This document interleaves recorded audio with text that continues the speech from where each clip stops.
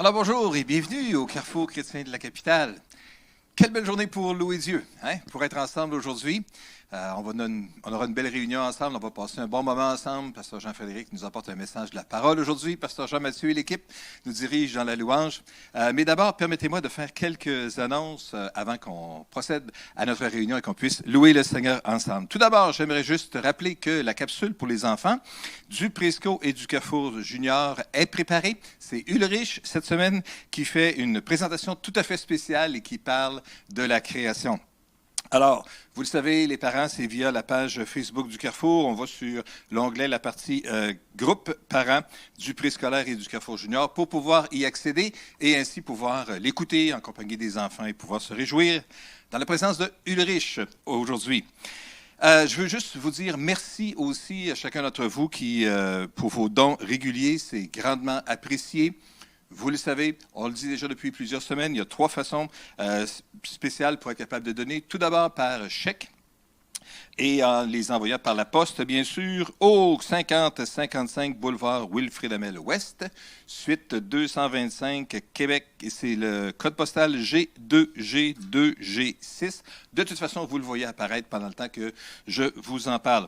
C'est possible aussi de faire des contributions par PayPal via le site du Carrefour. C'est également possible de le faire via le virement bancaire qui est de plus en plus utilisé par de plus en plus un grand nombre de personnes parmi nous. Et alors, donc, ce matin, avant de passer à la louange et à la prédication, juste une autre annonce importante que j'ai besoin de faire aussi ce matin. C'est que Pasteur Jean-Mathieu m'a informé déjà il y a 6 semaines qu'il était impliqué dans un processus visant à présenter un candidat pour le poste de pasteur d'une église dans la Beauce. Dimanche dernier, le 19 juillet, il a été présenté aux membres de l'Assemblée évangélique Pentecôte de Saint-Honoré comme un candidat potentiel retenu par le comité de recherche pastorale pour être le pasteur de l'Église. Donc, les membres ont eu l'occasion de s'exprimer à ce sujet, de prendre un vote à cet égard, et le résultat du vote s'est avéré positif. Le candidat donc a accepté, bien sûr, de relever le défi pour les prochaines années. C'est donc ainsi que Pasteur Jean-Mathieu et Priscille ont pris la décision de s'installer dans la région de Saint-Georges.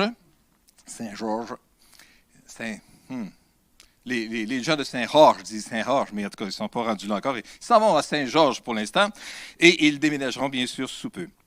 Pasteur Jean-Mathieu terminera ses fonctions comme pasteur adjoint ici au Carrefour à la fin juillet. Il débutera ses nouvelles fonctions à la fin août à l'Assemblée évangélique Pentecôte de Saint-Honoré. Mais je veux saisir cette occasion aujourd'hui pour remercier sincèrement Pasteur Jean-Mathieu et Priscille pour leur implication au Carrefour ces dernières années. En tant que dirigeant de louange, comme responsable du kiosque d'accueil et des cours pour les nouveaux, entre autres, nous avons eu l'occasion d'apprécier son côté chaleureux, sa disponibilité à écouter, son désir constant de vouloir faire le mieux possible. Alors ce matin, pour dire merci, au nom des frères et sœurs du Carrefour chrétien de la capitale, Pasteur Jean-Mathieu et Priscille, j'aimerais vous remettre tous les deux donc un certificat cadeau de l'Hôtel-Musée des Premières Nations à Wendake pour un petit séjour. Alors, Kwe veut dire bienvenue en Wendat ou Oui, en Wendat. en Wendat, c'est ça. Alors, Kwe. Et puis donc, voilà-tu pas que c'est-tu pas drôle, Pasteur Jean-Mathieu et Priscille sont avec nous ce matin pour cette présentation-là. Oups, j'ai oublié d'enlever quelque chose. Les joies d'être en direct. Direct, disons, oui. Alors donc, c'est ça, je vais vous remettre votre séjour au nom des frères et sœurs du Carrefour chrétien de la capitale pour vous dire merci pour tout cela. Quelques mots que vous aimeriez dire, peut-être? Certainement. On ne peut pas passer à côté de cette occasion-là, de dire merci au Carrefour chrétien de la capitale, oui, pour ce cadeau-là, mais surtout pour tout ce qui s'est passé ici. Parce que Jésus il est là au Carrefour chrétien de la capitale. Puis Jésus a fait une œuvre merveilleuse dans ma vie le temps que j'ai été là. Je suis venu au Carrefour pour plusieurs raisons. En fait, je déménageais à Québec pour la famille. Puis je suis venu au Carrefour beaucoup pour la stabilité de cette église-là. Le Carrefour a fait ses preuves de solidité, de longévité, puis de donner des ministères qui sont durables. J'étais en 2e année à l'école biblique. J'avais besoin de stabilité pour pouvoir me construire et je n'ai pas été déçu. Le Seigneur a fait une œuvre extraordinaire les 12 années que j'ai été là. J'ai été accueilli en fou par Contact Jeunesse En 2008, j'ai tellement de bons souvenirs de la jeunesse, des matchs de soccer dans la cour de l'église qui n'est plus. Mais beaucoup d'implications au niveau de la chorale, l'évangélisation, les missions, les nuits de prière qu'on a faites, intégration des chants, puis le carrefour népalais aussi. Pasteur Pouspa est devenu mon frère. On a passé beaucoup de temps ensemble. Mais c'est ça, il y avait des rêves qui étaient en dedans de moi. Le désir d'être construit pour quelque chose qui viendrait après. C'est quelque chose qui était sur mon cœur, qui était sur notre cœur aussi depuis longtemps. Puis voilà que l'opportunité est là. Il y a une église au fin fond de la Beauce, à Saint-Honoré, qui n'a pas de pasteur depuis 2 ans.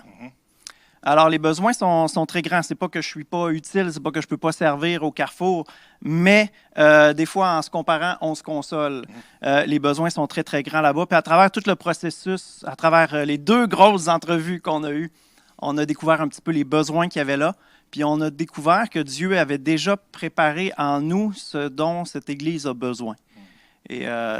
Et on croit que cette Église-là a tout le potentiel qu'il faut pour se relever, pour aller de l'avant, qu'il va se passer des belles choses. On a eu beaucoup de confirmations à travers tout le processus aussi de notre surintendant, Michel Bisaillon, de l'ancien pasteur là-bas, François Doyon. Et on est très excités de pouvoir aller là, mais c'est un deuil, c'est certain, de quitter le carrefour qui est très, très cher à mon cœur. Oui.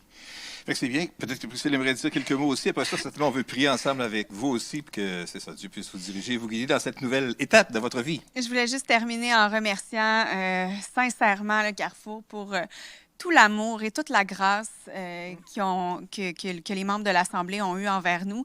Moi, je me souviens que je suis arrivée un peu comme une outsider, prétendante au poste d'épouse de Jean-Mathieu, célibataire, il y a plusieurs années, et j'ai été accueillie à bras ouverts. J'ai vécu beaucoup de choses dans les dernières années. 2 enfants, le décès de ma sœur et j'ai jamais senti de pression à l'Église de performer. Toujours eu énormément d'amour, de grâce. Et je retiens ça beaucoup du Carrefour, le cœur immense des gens. Donc, je le dis avec un peu d'émotion, mais merci infiniment pour tous ces beaux souvenirs que vous nous laissez et tout ce qu'on a pu expérimenter au Carrefour. Écoutez, c'est pas si loin que ça. Je sais que vous aurez à avoir des grandes responsabilités, tout ça, mais sachez que vous êtes toujours bienvenus au Carrefour chrétien de la capitale quand vous aurez eu l'occasion, ou bien en vacances, ou bien pour une raison X, Y, Z. Il y aura toujours des gens qui seront heureux de vous revoir, et de prendre de vos nouvelles, et puis de savoir puis comment ça va aussi. Là. Alors, si vous voulez, on va juste prier avec Pasteur Jean-Mathieu et Priscille ce matin. Seigneur notre Père, nous te bénissons pour ce privilège, Seigneur, pour cette porte ouverte que tu ouvres devant Pasteur Jean-Mathieu et Priscille à ce moment-ci, de devenir maintenant le pasteur principal de l'Assemblée évangélique Pentecôte de Saint-Honoré. Je te prie pour ta grâce, je te prie pour l'onction de ton esprit. Je te prie que tu puisses déverser en eux, Seigneur, vraiment ta grâce, l'onction de ton esprit, ta sagesse, l'intelligence, l'intelligence spirituelle pour bien comprendre les différentes situations, Seigneur, qui peuvent se présenter, qui pourront se présenter devant Pasteur Jean-Mathieu dans la situation de l'Église. Puisses-tu juste déverser la grâce, l'onction de ton esprit. Nous savons que sans toi, nous ne sommes rien, Seigneur. Alors, nous avons besoin de toi, nous avons besoin de ta grâce. Puisses-tu donc déverser ta grâce. Nous les remettons maintenant entre tes mains et te prions, Seigneur, que tu puisses garder ton regard bienveillant sur eux. Nous te prions, Père, au nom puissant de Jésus. Et tout le peuple de Dieu dit Amen. Amen. Et là, je sais, c'est l'étape où tout le monde applaudit et dit merci beaucoup, Pasteur Jean-Mathieu et Priscille, pour le temps qu'on a passé avec vous. Ça a été vraiment bien. Alors, que Dieu nous accorde sa grâce et sa bénédiction. Puis maintenant, Pasteur Jean-Mathieu va très rapidement se changer et se joindre à l'équipe de louange et nous conduire dans la louange pour célébrer Dieu.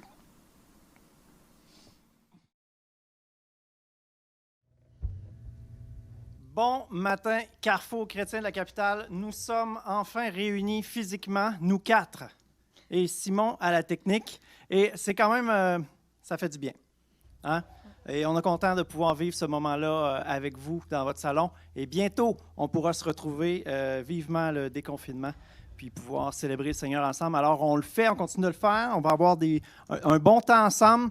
On va commencer en se rendant compte que la grâce de Dieu est bonne. C'est par grâce qu'on est sauvé, par le moyen de la foi. Alors, c'est par la grâce de Dieu qu'on a la vie. C'est par la grâce de Dieu qu'on a tout. Alors, on va célébrer la grâce de Dieu ensemble ce matin. Amen.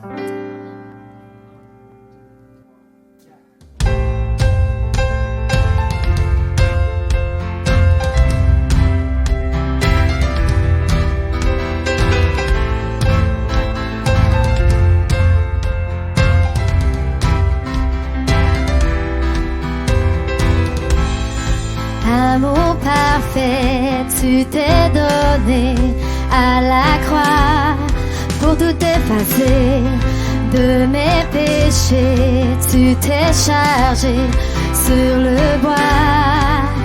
C'est par ta grâce seule que je suis pardonnée. C'est par ta grâce seule que tu m'as racheté.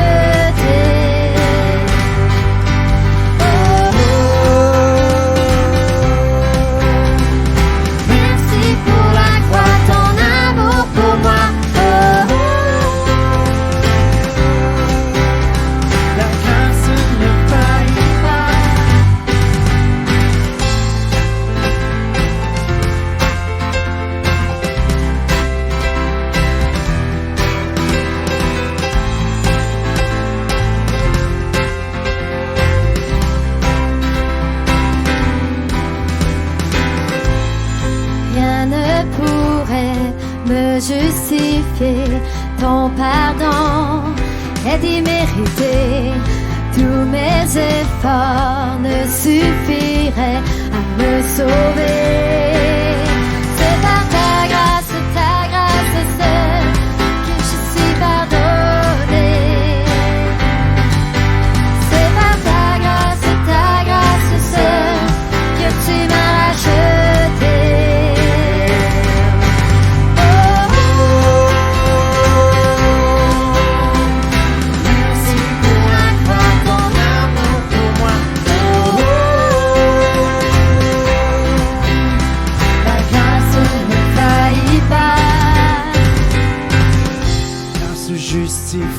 Ta grâce m'a franchi, ta grâce purifie, ta grâce m'offre la vie, ta grâce m'a sauvé, ta grâce a pardonné, ta grâce m'a comblé, ta grâce m'a libéré, ta grâce justifie, ta grâce m'a franchi, ta grâce purifie, ta grâce m'offre la vie, ta grâce m'a sauvé, ta grâce a pardonné, ta grâce m'a comblé, ta grâce m'a libéré.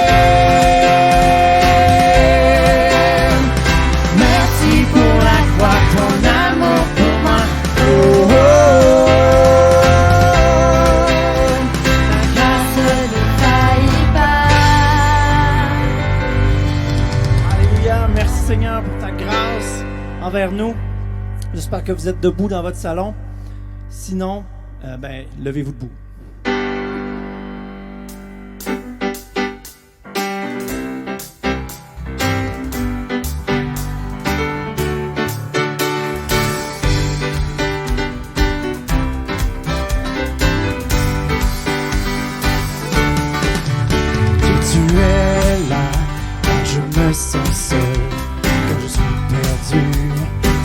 De mes pas, tu es là quand je crie vers toi, tu es fidèle à chaque instant. Merci d'effacer quand tu pardonnes, et à jamais je dirai, Dieu est bon, Dieu est bon, Dieu est bon pour moi. Dieu est bon, Dieu est bon.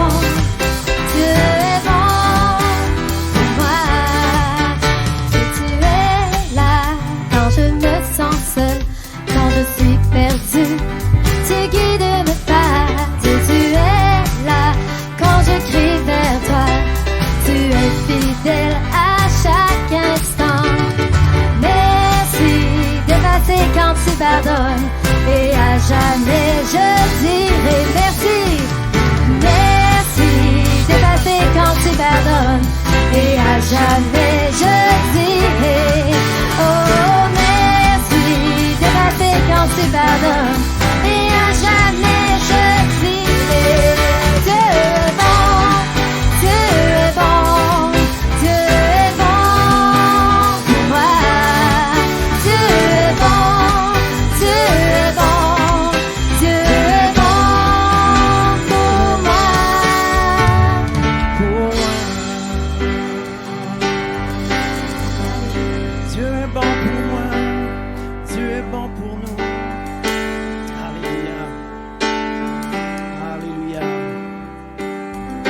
Si Dieu est avec nous, qui sera contre nous?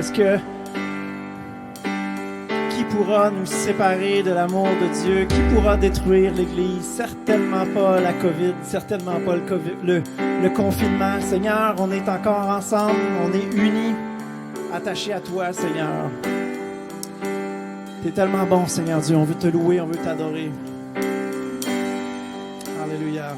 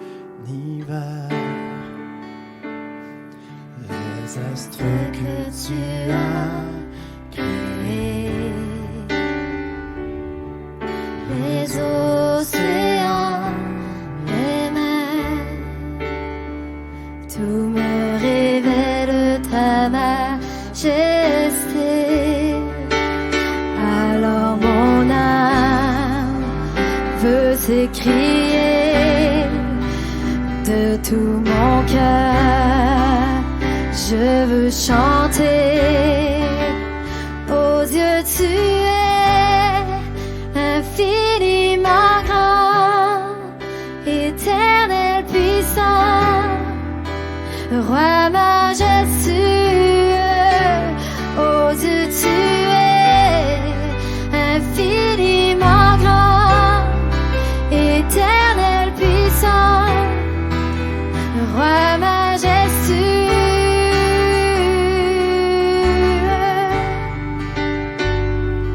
Quand je songe que tu m'as fait,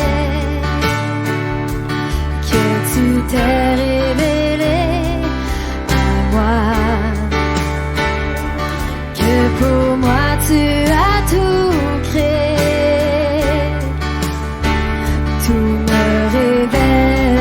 Ta bonté, alors mon âme veut s'écrier de tout mon cœur, je veux chanter.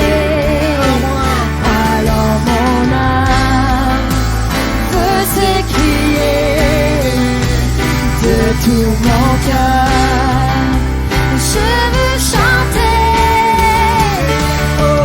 Tu es infiniment grand, éternel puissant, roi majestueux.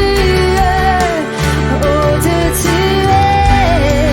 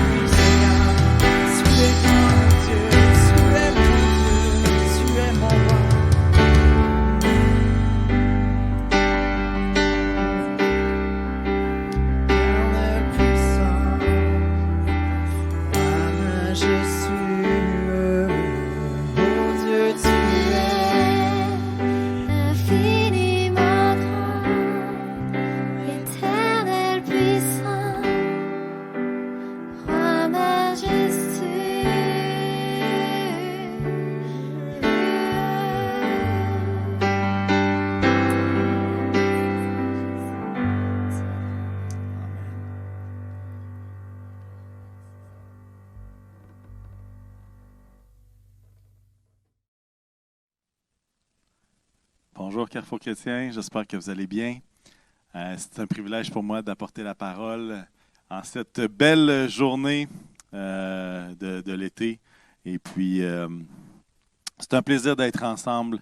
Je veux vous encourager, si peut-être vous n'avez pas participé encore, ou même si vous êtes un régulier, à l'atelier Ensemble à son écoute, mercredi le 29 juillet prochain, avec Pasteur Dominique. Un excellent temps pour méditer. Et c'est participatif, c'est pas juste entendre le message de quelqu'un d'autre, mais il y a une participation et c'est ça que la plateforme Zoom nous permet. Alors, je vous invite à y participer à 19h ce mercredi si vous êtes disponible. Et puis, le lien sera dans les commentaires de la vidéo, certainement. J'espère que vous passez un bel été dans le repos du Seigneur. J'espère que ce n'est pas seulement un temps de vacances pour ceux qui ont la grâce d'avoir des vacances, mais que c'est un temps de ressourcement avec le Seigneur. Et aujourd'hui, j'aimerais ça qu'on puisse, à travers le message, à travers ce que Dieu place sur mon cœur, s'émerveiller devant la grâce de Dieu. S'émerveiller devant ce que Dieu nous offre, ce que Dieu nous donne, et cette grâce-là. Et puis, je veux parler de la perspective, même de la propriété. Et là, vous dites, qu'est-ce que c'est ça, cette affaire-là? Je vous explique dans quelques instants. Mais dès le jeune âge, je me rappelle quand mes enfants étaient plus jeunes, il y avait une drôle de conception de qu'est-ce qui appartenait à qui. Je me rappelle qu'un des enfants regardait et disait, ça là, ça c'est la maison de papa. Puis ça, c'est la machine à coudre de maman. Puis ça, c'est la voiture de papa. Puis ça, c'est la...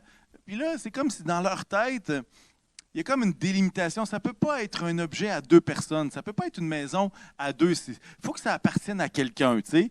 Et puis, comme si tout pouvait être possédé juste par une personne. Et quand il y avait des jouets, admettons qu'ils recevaient en cadeau, tous les jouets qui étaient reçus en cadeau pour eux, personne ne pouvait lui toucher parce que c'était le cadeau à moi.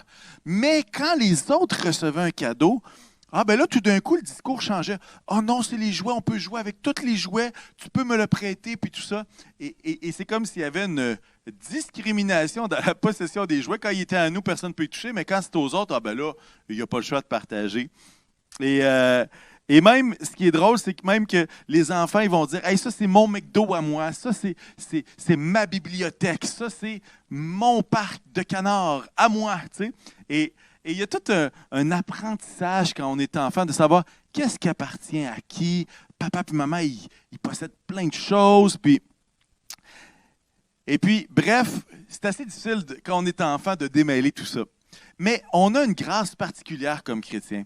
On est les plus bénis au monde parce que notre papa dans le ciel possède beaucoup, beaucoup, beaucoup de choses. Et encore une excellente nouvelle, c'est qu'en plus de posséder plein de choses, il est intéressé à partager. Et ce matin, j'aimerais qu'on puisse regarder ensemble ce qui appartient à Dieu. Et je veux le faire, et je vous le dis tout de suite, là, vous n'aurez peut-être pas le temps de tout noter les références. Je veux amener plusieurs passages en vrac à travers les Écritures qui parlent justement à quel point notre Papa Céleste possède beaucoup de choses. Avant d'aller dans la parole, on va juste prier. Et puis, on va demander à Dieu de bénir ces moments qu'on va passer ensemble. Seigneur Jésus, merci Seigneur pour ce temps qu'on peut partager ensemble. Merci Seigneur parce qu'on peut ouvrir ta parole et on peut recevoir. Cette parole-là est tellement vivante qu'elle nous parle encore aujourd'hui. Et Seigneur Jésus, je te prie que tu puisses nous aider, Seigneur, dans notre perspective de qui tu es, dans notre perspective des choses que tu possèdes. Et vraiment qu'on puisse grandir dans notre foi, grandir dans notre attachement à toi, grandir dans notre confiance en toi. Seigneur, puisses-tu faire du bien à chacun? Ouvre nos cœurs et Seigneur Jésus, permets que les distractions, Seigneur, autour de nous puissent cesser afin qu'on puisse être concentrés sur ce que tu veux nous apporter ce matin. Alors, je bénis mes frères et sœurs dans le beau nom de Jésus. Parle-nous ce matin. Amen. Amen. Alors, comme je vous dis, les passages vont défiler également sur l'écran. Et puis, voilà, on y va. Exode, on commence par Exode 19.5. Je les ai mis dans l'ordre des livres dans lesquels vous les trouvez dans votre Bible. Exode 19.5. Maintenant, si vous écoutez ma voix et si vous gardez mon alliance, vous m'appartiendrez personnellement parmi tous les peuples, car toute la terre m'appartient. Deutéronome 10.14.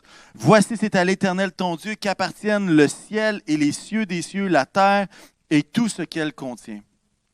Job 12,13 va dire « C'est auprès de Dieu que se trouvent la sagesse et la puissance. C'est à lui qu'appartiennent le conseil et l'intelligence. » Le psaume 47,9 va dire « Les princes des peuples s'unissent au peuple du Dieu d'Abraham, car les puissants de la terre appartiennent à Dieu. Il est souverainement élevé. » Psaume 50, versets 10 et 11. « Car tous les animaux des forêts sont à moi, toutes les bêtes des montagnes par milliers. Je connais tous les oiseaux des montagnes et tous les animaux sauvages m'appartiennent. » Psaume 74, 16. « À toi appartient le jour, à toi appartient la nuit. Tu as établi la lune et le soleil. » Le psaume 104, verset 24 va dire « Que tes œuvres sont nombreuses, Éternel. Tu les as toutes faites avec sagesse. La terre est remplie de tes biens. » Ésaïe 40, 26. « Levez les yeux vers le ciel et regardez, qui a créé cela? C'est celui qui fait sortir les corps célestes en bon ordre. Il les appelle tous par leur nom. Son pouvoir est si grand, sa force est si puissante que pas un seul ne manque. » Agé, le prophète Agé, au chapitre 2, verset 8. « L'argent m'appartient, l'or m'appartient, déclare l'Éternel, le Maître de l'univers. » On passe dans le Nouveau Testament, 1 Corinthiens 6, verset 20. « Car vous, et là il parle des chrétiens, car vous avez été rachetés à un grand prix.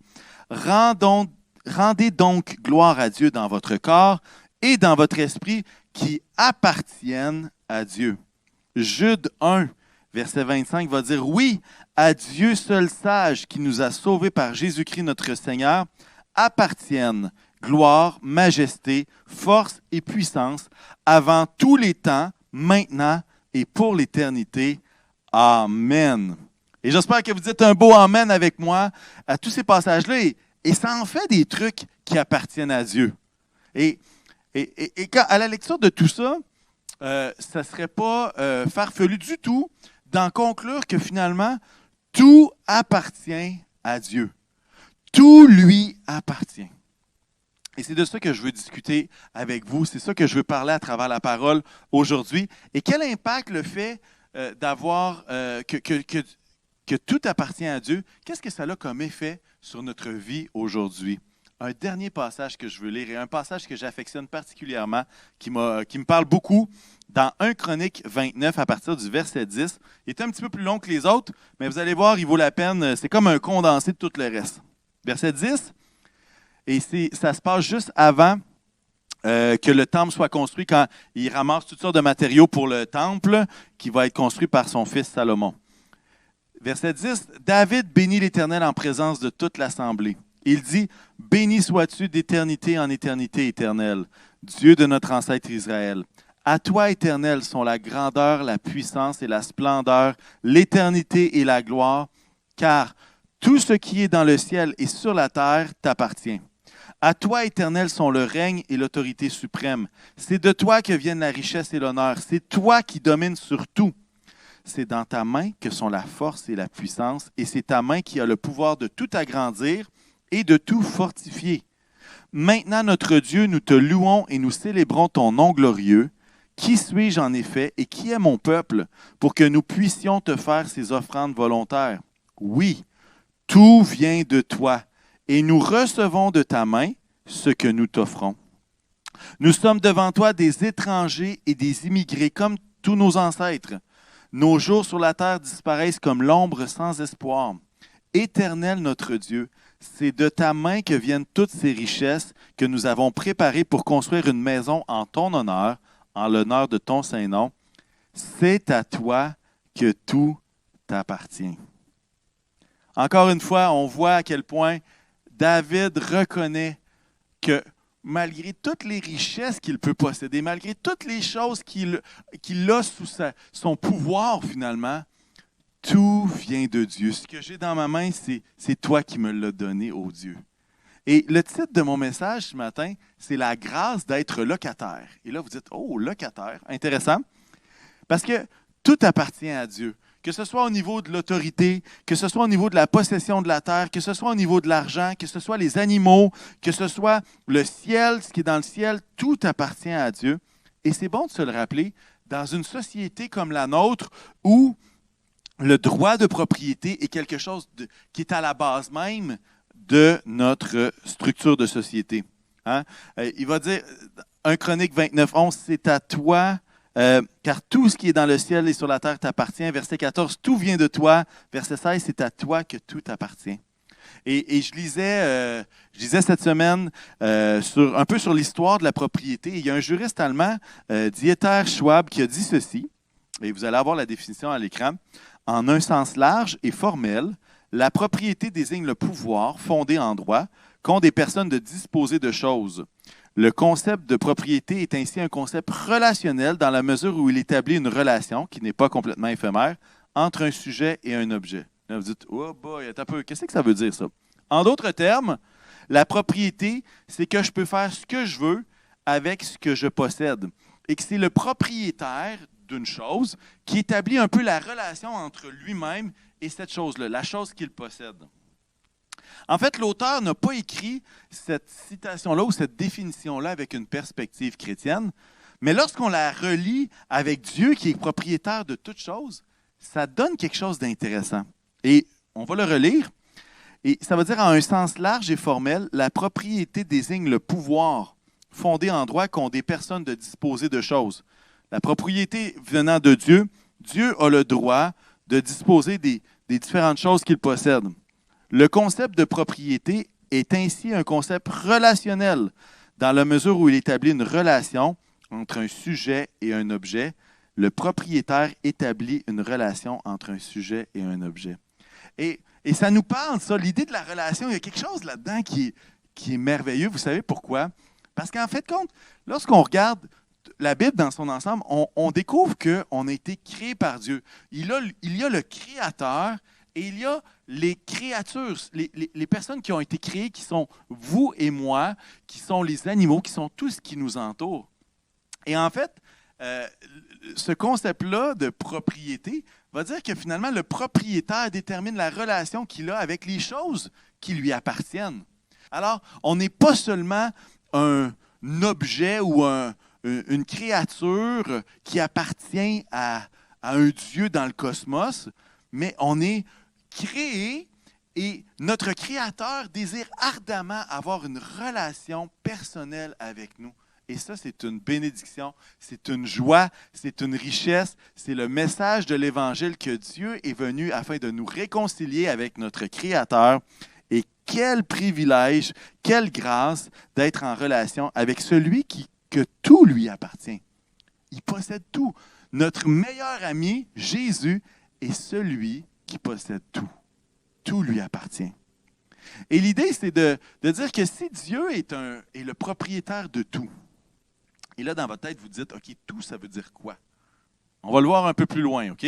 Si Dieu est propriétaire de tout, alors qu'est-ce que nous sommes, nous, sur la terre?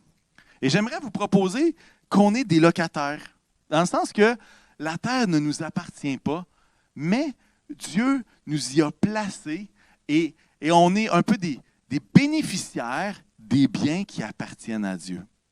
Et je veux qu'on regarde ensemble, c'est quoi les effets que tout appartient à Dieu. Qu'est-ce que ça a comme effet sur ma vie, sur ma perspective de la vie, sur ma perspective du monde? Qu'est-ce que ça change de savoir que tout appartient à Dieu? En fait, ce que j'aimerais nous dire, c'est que si je ne suis pas un propriétaire, la Bible m'appelle à être un gestionnaire. Et ça, c'est super important. Parce que les choses ne m'appartiennent pas, mais Dieu me les donne afin que je les gère, afin que je sois un bon gestionnaire des ressources qui viennent de Dieu.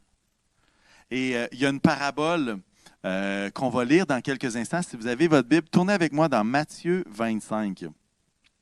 C'est la parabole des talents. Et c'est une image du royaume. C'est comme le royaume va être ainsi. Et ensuite, Jésus va partager dans Matthieu 25 cette parabole-là. Et elle est expliquée aussi. Donc, on va la lire ensemble. C'est un passage qui est vraiment clé pour comprendre cette relation de gestionnaire qu'on a sur la terre, même si tout ne nous appartient pas. Vous êtes prêts? Alors, pour ceux qui ont leur Bible, Matthieu 25, et on commence à partir du verset 14. Je sais qu'il y a beaucoup de versets ce matin, mais inquiétez-vous pas, on va à quelque part, OK? Je ne veux pas vous noyer avec des versets, mais je trouve que c'est fondamental. Si on va avoir une bonne perspective, ce texte-là est vraiment fondamental pour justement avoir la bonne perspective. Verset 14. « Ce sera en effet pareil au cas d'un homme qui, partant pour un voyage, appela ses serviteurs et leur remit ses biens. Il donna 5 sacs d'argent à l'un, 2 sacs d'argent à l'autre et 1 au troisième, à chacun selon sa capacité, puis il partit aussitôt. Celui qui avait reçu les 5 sacs d'argent s'en alla travailler avec eux et gagna 5 autres sacs d'argent. De même, celui qui avait reçu les 2 sacs d'argent en gagna 2 autres.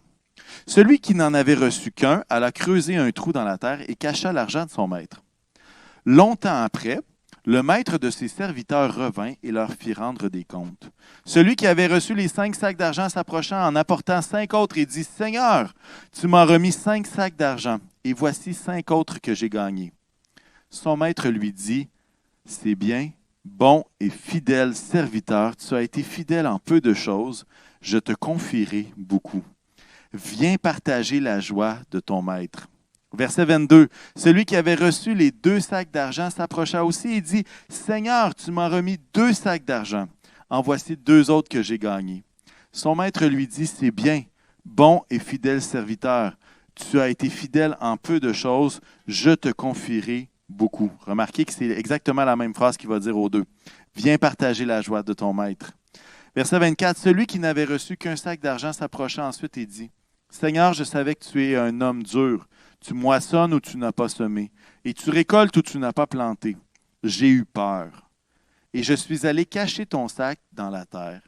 Le voici, prends ce qui est à toi. » Son maître lui répondit, « Serviteur mauvais et paresseux.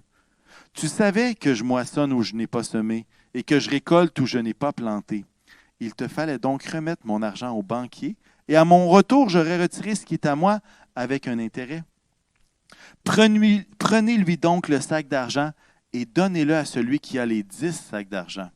En effet, verset 29, on donnera à celui qui a, et il sera dans l'abondance, mais à celui qui n'a pas, on enlèvera même ce qu'il a. Quant au serviteur inutile, jetez-le dans les ténèbres extérieures, c'est là qu'il y aura des pleurs et des grincements dedans. » Passage intéressant, une parabole puissante qui nous montre un peu quel est notre rôle dans le royaume de Dieu. Et le royaume de Dieu, ce n'est pas juste au ciel, c'est sur la terre. Le royaume est ici, mais il est également à venir dans l'éternité avec notre Sauveur. Et il est très clair dans la parabole que le maître, c'est Dieu. C'est lui qui possède les choses. C'est lui qui donne aux serviteurs des sacs auxquels il leur demande de bien les gérer. Et le maître n'est pas injuste dans le sens qu'il donne un montant différent à chacun selon leur capacité. Et quand on y pense, le maître ou Dieu connaît chacun de nous. Il connaît toutes choses. Il connaît non seulement nos habiletés, il connaît notre passé, il connaît notre expérience, il connaît notre histoire, il connaît les dons que lui-même a créés en nous parce qu'il est le créateur. On pense des fois qu'on a été créé et c'est juste notre chair, notre peau, notre grandeur ou tout ça qui a été créé par Dieu. Mais toute la personnalité, tout ce qu'il y a dans notre cœur, ce qu'il y a dans notre tête, tout ça également, il y a beaucoup de choses qui viennent de Dieu aussi. Les talents viennent de Dieu. Et le maître ici, connaissant chacun, comme s'il les avait créés finalement, il leur donne selon leur capacité en leur disant, je prends mes biens personnels et je te les remets afin que tu puisses les gérer et les faire fructifier. Et il fait confiance à ces 3 hommes-là. Et lorsqu'on lit la parabole, c'est clair que ce n'est pas juste le résultat final qui compte, dans le sens que ce n'est pas hey, celui qui en a récolté 5 de plus, il n'est pas meilleur que celui qui en a récolté 2. En fait, les 2 ont doublé, finalement, ont eu le même taux d'intérêt, finalement, sur leur investissement.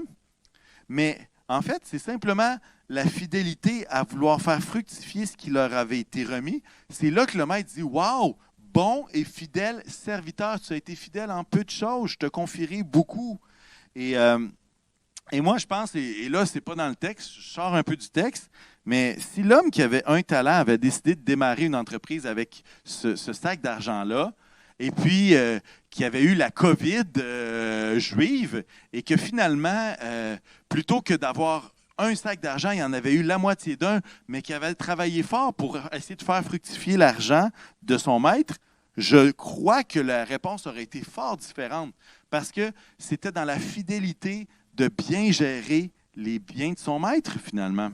Et cette parabole-là est une image du royaume où est-ce que chacun de nous devra rendre des comptes, non pas au montant final qu'on va apporter, mais à travers notre fidélité à faire fructifier ce que Dieu nous aura remis. Bon et fidèle serviteur. Un gestionnaire, c'est un serviteur. Un gestionnaire, c'est un locataire et non un propriétaire. Et on voit dans cette parabole-là que nos choix d'aujourd'hui, ce qu'on décide de faire avec ce qui nous a été remis comme talent, a une influence à long terme. Et ça a une incidence, il y a des conséquences, que soient positives ou négatives, selon les choix qu'on fait aujourd'hui. Il y a de ça quelques temps, je parlais avec un gestionnaire et j'ai étudié en administration, c'est le genre de sujet qui me passionne et que je suis capable de poser des questions et que je m'amuse à en poser. Et la personne me disait, moi, je ne suis pas propriétaire de la succursale ici. En fait, moi, je suis un gestionnaire. Mais il me disait, moi, j'ai décidé de gérer la succursale comme si elle m'appartenait. En fait, je le fais comme si c'était moi qui étais le propriétaire. Et en passant, c'est une personne qui est très, très respectée auprès de ses employés. Et on voit qu'il y a quelque chose de bien qui se passe dans cette succursale-là. Ce n'est pas juste une apparence, ce n'est pas juste des ventes, mais il fait vraiment un bon travail. Et puis, mais il me disait, même si je gère cette succursale-là comme si elle m'appartenait, je suis conscient que ce n'est pas moi qui prends toutes les décisions. Et je suis conscient qu'il y a des décisions que moi, je n'aurais pas prises, mais que l'espèce de maison mère ou le propriétaire lui va prendre. Et en fait, j'accepte que les décisions ne soient pas toutes les miennes. Et quand j'ai entendu ça, et qu'on discutait ensemble, une discussion bien normale, et je trouvais qu'il y avait de la sagesse là-dedans. De la sagesse, et moi je le ramène à Dieu, de la sagesse dans le sens de dire, regarde, ce que j'ai ici, là, ce que Dieu me confie, ma job, c'est de bien le gérer. Maintenant, ce n'est pas moi qui prends toutes les décisions. Ce n'est pas moi qui décide de tout. Mais je suis prêt à me soumettre au propriétaire, puis moi, je suis prêt à continuer. Ma partie à moi, c'est de gérer comme si ça m'appartenait. De le gérer avec le sérieux, avec l'intégrité, avec le zèle, comme si c'était quelque chose qui était à moi. Et puis, il y a une grande sagesse là-dedans. Et c'est un peu ça à quoi on est appelé, hein? On a des talents, on a des ressources qui nous ont été fournies, et puis on veut les faire fructifier pour le royaume de Dieu. Est-ce que vous trouvez, puis là je vous pose la question, est-ce que vous trouvez que c'est facile d'être des gestionnaires plutôt que des propriétaires? Dans la perspective qu'on est en train de réfléchir ensemble, est-ce que c'est plus facile d'être un gestionnaire ou d'être un propriétaire?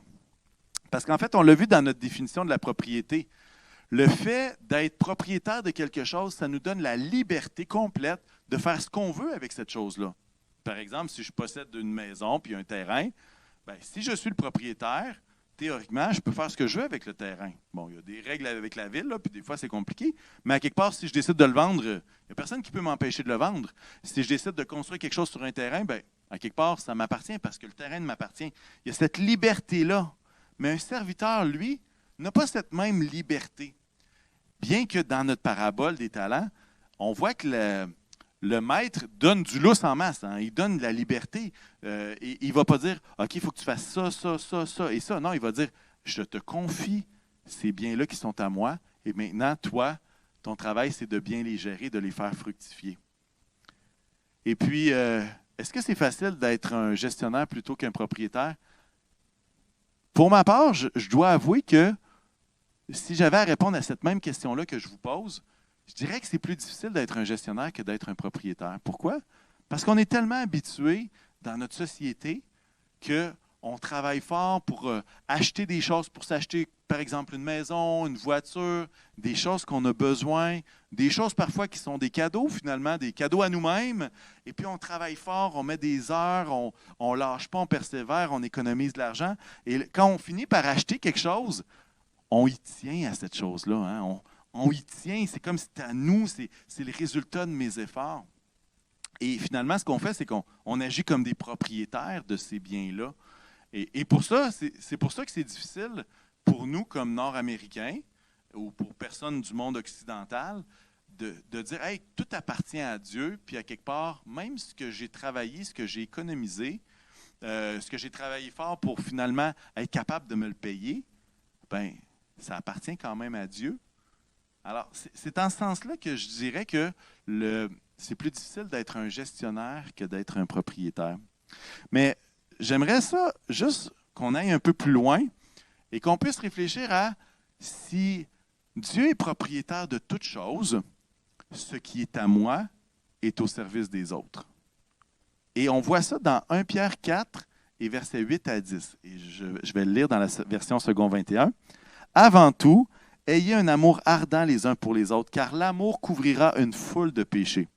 Exercez l'hospitalité les uns envers les autres sans murmurer. » Écoutez bien le verset 10. « Comme de bons intendants des diverses grâces de Dieu, mettez chacun au service des autres le don que vous avez reçu. » Et lorsqu'on lit un peu plus loin, on se rend compte qu'il parle de paroles inspirées, que celui qui a une parole inspirée la mette au service des autres, que celui qui a le don de servir puisse exercer ce service-là auprès des autres, qu'il ne le garde pas pour lui, mais qu'il le mette au profit de tous. Et en fait, le don que tu as reçu, c'est une grâce. C'est une grâce, une des diverses grâces de Dieu qu'il t'a faite, mais ça ne t'appartient pas. Et ce passage-là va nous suggérer que ça appartient à la communauté de l'Église, aux communautés des croyants, car c'est une grâce extraordinaire de Dieu. Et là, ici, je ne suis pas en train de parler que tout appartient à l'Église. Là. J'ai dit que tout appartient à Dieu et que Dieu veut prendre nos talents et les mettre au service des autres. Donc, je ne suis pas en train de prêcher un communisme où est-ce que tout va à l'Église puis tout ça. Pas du tout, là. Pour ceux qui s'inquiètent, là, pas du tout. La version Parole vivante du verset 10 va dire la chose suivante, c'est intéressant. Chacun de vous a reçu de Dieu un don particulier. Qu'il l'utilise pour le bien des autres et le mette à leur service, comme il convient à de bons gérants de la grâce infiniment variée de Dieu. Comme il convient à de bons gérants de la grâce infiniment variée de Dieu. Wow! Wow! Je suis un gestionnaire. Si ce que je possède n'est pas vraiment à moi, mais appartient à Dieu, lorsque quelqu'un est dans le besoin, la question n'a pas simplement rapport avec moi. Et puis, je vais vous donner un exemple très concret. Ceux qui sont proches de chez nous, qui habitent Val-Bélair, connaissent le fameux trailer rouge qui est dans ma cour. Mon père m'a prêté un trailer il y a de ça plusieurs années. Je ne me rappelle plus ça fait combien de temps, mais depuis ce temps-là, on a eu le temps de changer les 2 roues. J'ai changé pas le frame, mais différentes planches de bois pour le solidifier. Ça fait quand même quelques années. Et lorsque quelqu'un me demande de l'emprunter, il demande « Hey, peux-tu emprunter ton trailer? » À toutes les fois, je me rappelle que le trailer, il n'est pas à moi. Mais que le propriétaire du trailer m'a donné la permission de le prêter. Et quand quelqu'un me demande, à toutes les fois, j'ai une joie de le prêter. Vous savez pourquoi? Parce que je comprends que c'est une grâce si j'en ai un. Même s'il ne m'appartient pas. Les papiers d'immatriculation ne sont pas à mon nom. Et un jour, j'ai demandé à mon père, j'ai dit « Hey, père, j'aimerais ça acheter le trailer. Tu sais, il est chez nous depuis longtemps. Je veux dire, tu t'en as, tu sais, dans le sens que tu l'utilises très, très peu. Regarde, je vais te l'acheter. Puis comme ça, regarde, il sera à moi. Puis tout simplement. Et ça, c'est notre société nord-américaine. Hein? Alors, je vais l'acheter. Mon père n'a jamais voulu. La réponse a été non. Et cette image-là de mon trailer qui est bien banal, que j'aime mettre au service des autres, cette image-là me rappelle que ce que j'ai n'est pas ma propriété, même si j'ai travaillé pour obtenir l'argent qui m'a permis de l'acheter. Pourquoi? Parce que mon travail vient de lui. Mon argent vient de lui. Mon avenir est à lui et mes biens sont à lui aussi. Et si j'essayais de vouloir acheter ces biens à mon Papa céleste pour qu'il soit vraiment à moi et que j'aie la liberté de tout faire avec, je crois que j'aurais la même réponse que celle que j'ai eue avec mon Père terrestre. La réponse, ce serait « pas question. Ça me fait plaisir que tu prennes mes biens puis je te place comme gestionnaire de mes biens. » 1 Chronique 29 qu'on a lu tout à l'heure. « Qui suis-je, en effet, et qui est mon peuple pour que nous puissions te faire ces offrandes volontaires? Oui, tout vient de toi, et nous recevons de ta main ce que nous t'offrons. » Et vous savez, c'est la même chose quand je donne ma dîme et mes offrandes. Ce n'est pas mon argent que je lui donne, que je donne au royaume de Dieu. C'est son propre argent que je lui remets. Je ne donne pas 10 % parce que ça appartient à Dieu et 90 % est à moi. 100 % de mon argent vient de Dieu et lui appartient. Hein? On l'a lu tantôt. L'or et l'argent m'appartiennent, c'est pas compliqué. Mais il me demande d'être fidèle dans un 10 % à investir dans une église locale pour le royaume de Dieu.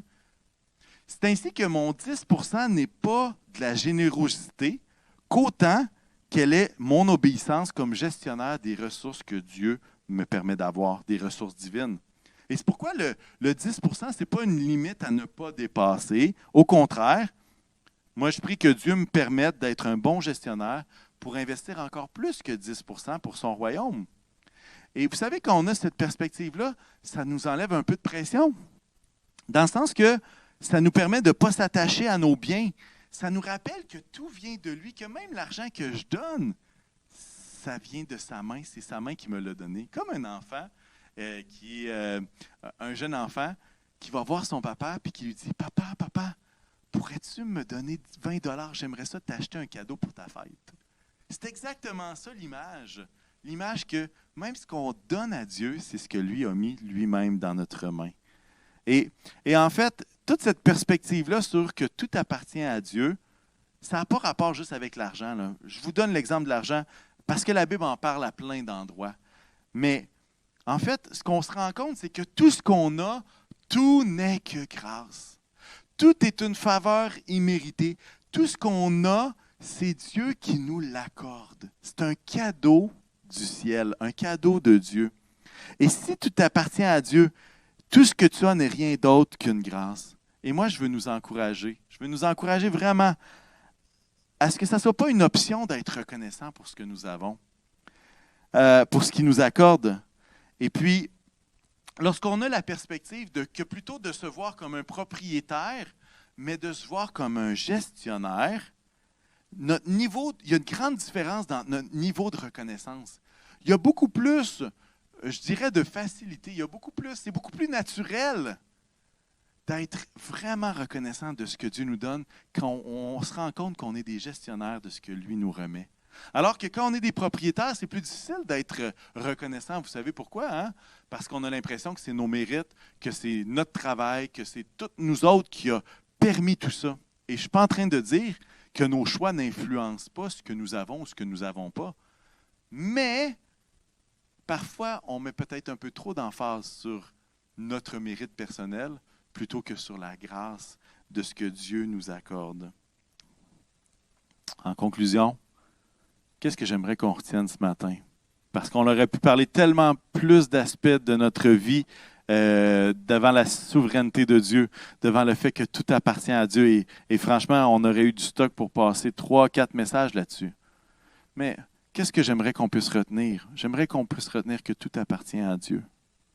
Et je vous laisse réfléchir cette semaine sur jusqu'où ça va et qu'est-ce que ça veut dire. Je vous ai donné 3 points, mais qu'est-ce que ça veut dire l'idée d'être un gestionnaire plutôt qu'un propriétaire? J'aimerais ça qu'on puisse retenir justement qu'on n'est pas des propriétaires occupants, mais qu'on est des serviteurs qui gèrent les ressources que Dieu nous prête. J'aimerais qu'on retienne que ce que Dieu me confie, ce n'est pas juste pour moi, c'est pour le bénéfice des autres. Il y a un texte dans Corinthiens qui va dire, regarde l'argent, là, aux riches de ce monde, Dieu vous donne en abondance pour que vous en jouissiez. Mais il va dire aussi, mais ordonne aux riches d'être riches en bonnes œuvres, de partager. Et l'idée de l'argent, ce n'est pas juste de dire, ah là, c'est méchant, ça, il faut le donner à tout le monde. Non, Dieu nous donne en abondance afin qu'on puisse en jouir. Mais il va dire, ordonne aux riches de ce monde de faire le bien, de ne pas s'attacher à l'argent, mais d'être riche en bonnes œuvres. Finalement, j'aimerais qu'on retienne que si tout appartient à Dieu, je peux me réjouir de tout ce que j'ai, peut-être le peu ou peut-être le plus grand que j'ai, peu importe ce que j'ai. Si ça vient de Dieu, je peux me réjouir. Pourquoi? Parce que c'est une grâce de mon Papa céleste qui est dans le ciel. C'est une grâce. Et cette grâce-là me fait dire merci Seigneur parce que tout ce que j'ai vient de ta main. Et même ce que je t'offre, ça vient de toi. êtes-vous reconnaissant des grâces infiniment variées dans votre vie? Je termine dans quelques instants. En fait, je bénis Dieu pour le talent qu'il t'a donné. Je bénis Dieu pour les ressources qu'il a placées dans ta main. Je bénis Dieu qu'il n'y ait pas deux Jean-Fred avec ce que Dieu m'a donné, mais qu'on est tous différents. Je bénis Dieu de nos différences. Je bénis Dieu qui n'attend pas qu'on fasse une tonne d'efforts pour nous donner des talents, mais il nous bénit en premier de ses grâces pour qu'on les mette au service des autres. C'est Dieu qui est en premier. C'est une grâce en partant. Tout n'est que grâce. Je bénis Dieu que je ne sois pas un propriétaire, mais que je sois un gestionnaire. Je bénis Dieu pour chaque chose qu'il a remise pour que je le gère. Et je bénis Dieu pour chaque chose qu'il t'a remise pour que tu la gères. Je bénis Dieu pour les bons et fidèles serviteurs. Je bénis Dieu qui est en contrôle de toutes choses. Il n'y a rien qui dépasse la capacité de Dieu à saisir. Il n'y a rien de trop grand pour Dieu. Je bénis Dieu qui est en contrôle de toutes choses. Je bénis Dieu que ses ressources sont infinies. Je bénis Dieu que je suis un voyageur temporaire, un pèlerin sur terre, mais que ma vraie patrie, mes vrais biens seront avec lui pour l'éternité et que je pourrai en profiter avec lui aussi longtemps que je vivrai. Je bénis Dieu pour sa grâce infinie. J'espère que tu bénis Dieu pour sa grâce infinie. Je bénis Dieu pour tout parce qu'il est le Seigneur de tout. Amen. Alors, j'entends quelques amen, c'est bon. Je les entends par la foi. J'aimerais à ce moment-ci qu'on puisse terminer avec un chant et ensuite, j'aimerais ça faire une prière avec vous. Alors, je m'installe et puis on va faire un chant qui s'appelle « 10 000 raisons ».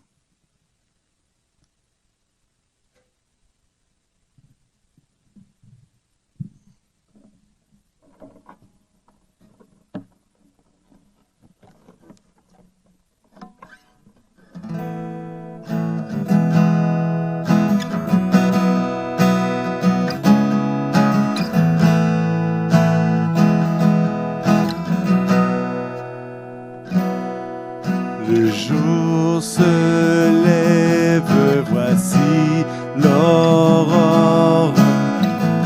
L'heure est venue de te chanter. Quoi qu'il advienne et quoi qu'il puisse arriver, puisse mon chant s'entendre le soir tomber.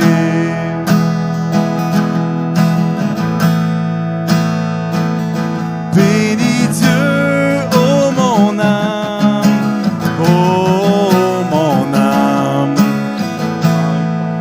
son saint nom. Écris-toi, ô mon âme, je louerai son saint nom.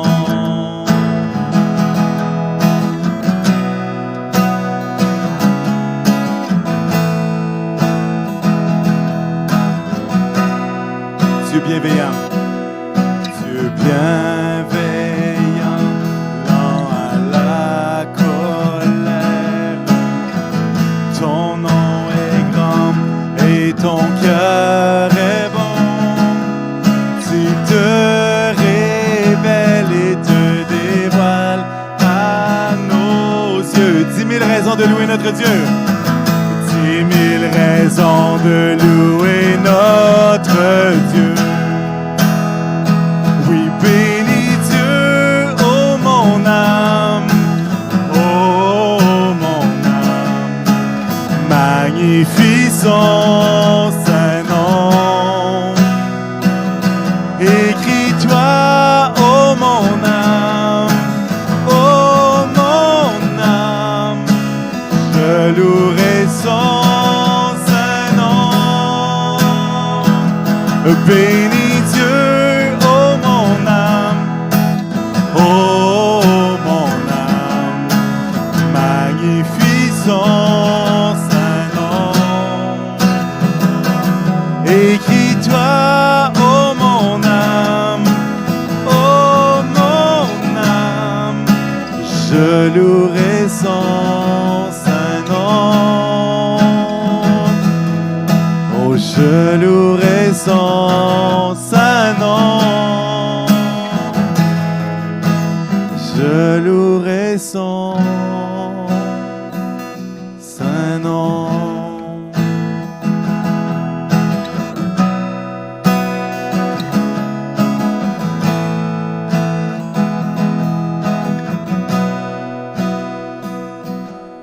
Le temps viendra de laisser ce monde quand toutes mes forces m'auront quitté.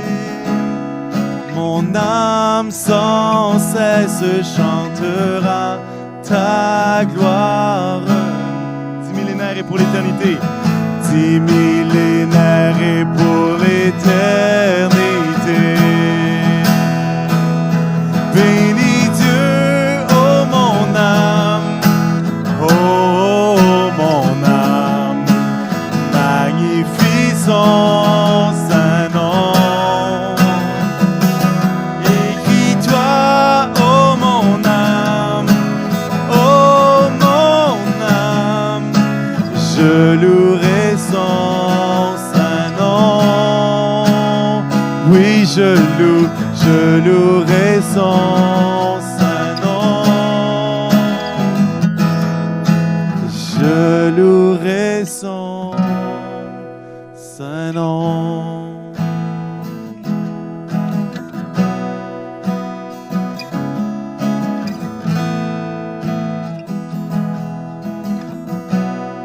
Seigneur Jésus, je veux te prier pour mes frères et sœurs ce matin. Seigneur éternel, que tu puisses être avec eux. Merci Seigneur, on va être reconnaissant de ce que tu es le propriétaire de toutes choses et que tu nous bénis Seigneur encore une fois et tu nous fais grâce Seigneur. Ta parole nous parle des grâces infiniment variées de Dieu. Et Seigneur, je veux te remercier pour tous les talents que tu places en chacun de nous. Et Seigneur, aide-nous à devenir de meilleurs gestionnaires de ce que tu nous donnes, de ce que tu nous accordes. Et Seigneur, de la même façon que sur la terre, il y a des formations pour être de meilleurs gestionnaires. Seigneur, amène-nous à l'école, Seigneur, l'école de ta parole, afin qu'on puisse être de bons gestionnaires de ce que tu nous as accordé. Seigneur, on veut être reconnaissant parce que tout n'est que grâce. Merci Jésus. Puisses-tu bénir chacun, Seigneur, dans ces moments de vacances, dans ces moments, Seigneur, de réflexion, dans cette semaine qui s'en vient, que ta force, ta grâce et ta paix soient avec chacun de nous. On te remercie, Seigneur, et que tu puisses bénir chacun. Au nom puissant de Jésus, on le demande. Amen. Amen. Alors, dans quelques instants, il y aura du temps pour partager, commenter, pour s'encourager, se souhaiter une bonne journée. Alors, pendant qu'on fait ceci, si ça vous tente de chanter avec moi, ben, vous êtes libre de le faire. Sinon, on se revoit la semaine prochaine. Et vraiment que Dieu soit honoré par nos qualités de gestionnaire et d'à quel point on est reconnaissant de ce qu'il nous offre. Amen. Oh Dieu, tu règnes à jamais. Tu es le Dieu libérateur. Tu es le Dieu d'éternité, le Dieu d'éternité, celui qui ne faillira jamais. Tu soutiens le cœur affligé, le cœur découragé. Comme l'aigle, je peux m'élever. Oh Dieu, tu règnes à jamais. Tu es le Dieu libérateur. Tu es le Dieu d'éternité, le Dieu d'éternité, celui qui ne faillira jamais. Tu soutiens le cœur affligé, le cœur découragé. Comme l'aigle, je peux m'élever.